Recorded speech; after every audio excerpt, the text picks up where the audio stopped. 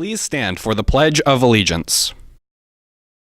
I pledge allegiance to the flag of the United States of America and to the republic for which it stands, one nation, under God, indivisible, with liberty and justice for all.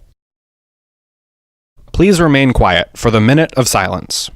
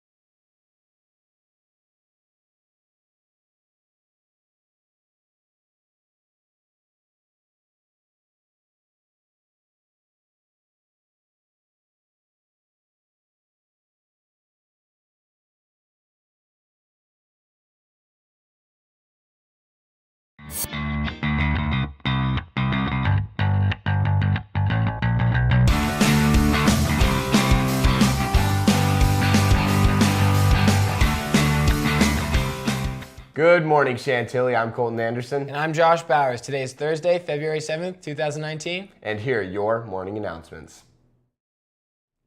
Today is a B-Day. Tomorrow is an A-Day with LS6 and CT.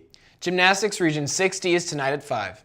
The Varsity Wrestling Regional Championship is today at Fairfax High School at 4 p.m. The Girls Tennis Spring Interest Meeting is today at 3:30 in the cafeteria.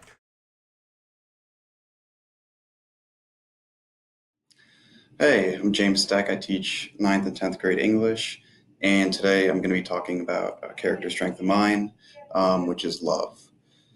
And naturally, I wrote up kind of a really short writing that kind of made me think about why I teach, although it actually has to do with my grandmother. My grandmother had a stroke when she was 45. I've never been able to understand the words that drip from her throat. They have crawled through her teeth and have fallen between space. And the words do not consider this death, and so climb up my body until their vowels come flowing out. And I can taste them on my own tongue. And there they die. I have seen photographs of her, tall frame, her powerful shoulders and proud face. I have known her only in a wheelchair, or when my grandfather strains, the lineaments in his face growing deeper with each heave to lift her from melting infinitely into herself.